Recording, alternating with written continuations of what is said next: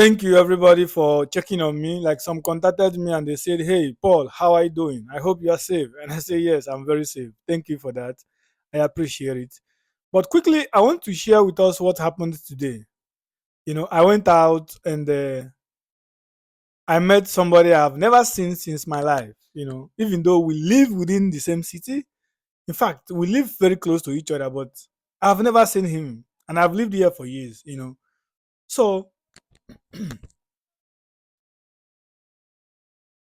I went there and I saw this brother, and we walked together. We had a conversation for over 10 to 20 minutes. I watched the way he behaves, the way he lives, and I asked him, "Where are you from?" I said, "Brother, where are you from?" And he said to me, "I am Igbo man." I said, immediately, I said, "No, you are not." And he said, "Hey, what do you mean?" I said, "You are not an Igbo man." He said, "How did you know?" I said, "By looking at you, looking at your mouth, I know you are not one." He said, "Do you know Igbos through their mouth?" I said, "You are not Igbo. That's all I know." You know. And he was like, What does this guy mean?" And he went out to report me to one Igbo guy. He went to him and he said to him, "Paul said that I am not an Igbo man, even though I don't know him.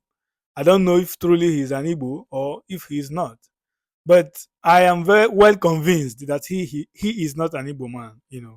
So after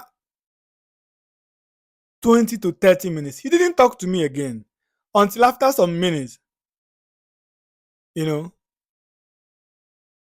he asked me another question. He called me by my name now. I didn't know that he have asked somebody my name, you know. And he said, "Paul," I answered him, and he said, "What is meaning of life?" He said, "What is meaning of life?" And I said, "Okay, in my own understanding, my own perspective, two things. One, to me, meaning of life is to know the purpose why God created you. In fact, to know who created you, to know why you are here, which is to know your God. The meaning of life, you must know your God first. Then, when you know your God, that is when you will know what is right and what is bad. Because if you know your God, you have to follow the law that your God gives to you. That is the law that your gods give to the people. Assuming that you are a Christian, then if you believe that God of the Christians is the original God, then you have to obey the law of the Bible. If you think that Buddhism is the original God, then you have to obey the law of the Buddhism. That is number one purpose why you are here on earth. Number two, I said to him, number two is you are here to speak for the voiceless, to be the voice of the voiceless. Because God didn't create all of us with the same capacity of doing things. I'm still a very young guy, but with a little experience I have so far, I have come to realize that over 70% of the population, global population, cannot speak for themselves, and they cannot even reason properly for themselves.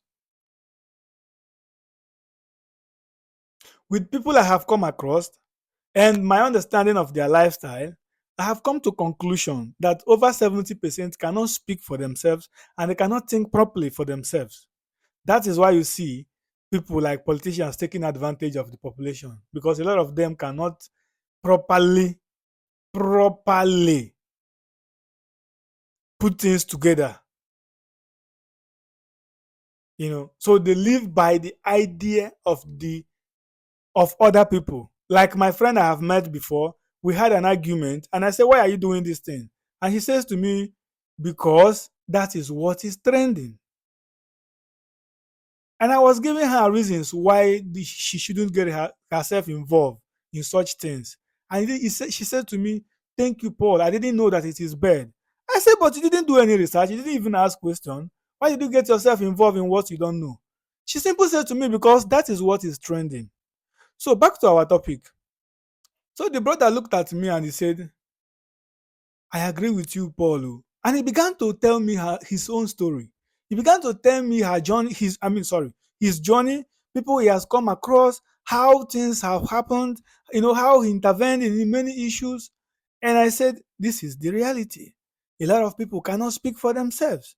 So, the second purpose of the reason why you exist here is not just to speak and defend yourself alone, but you must be able to defend those that is defendless, to speak for those that is speechless, to be the voice of the voiceless. That is self sacrifice in order for others to live. Some might say, is it because Christ came and he died for you and I?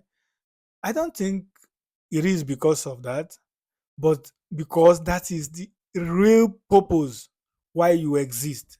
Number one is to know your God and do his will. Number two is not just to defend yourself, but to defend those that are defenseless, speak for those that are speechless, be the voice of the voiceless. And believe you me, if majority of our population, of in fact, if 30% of the population around the globe can do it, I think the world will be a better place to live. So, if you think my opinion of life is the best, please apply it in your own life. But if you think there is more, please don't hesitate to share with us your own experience.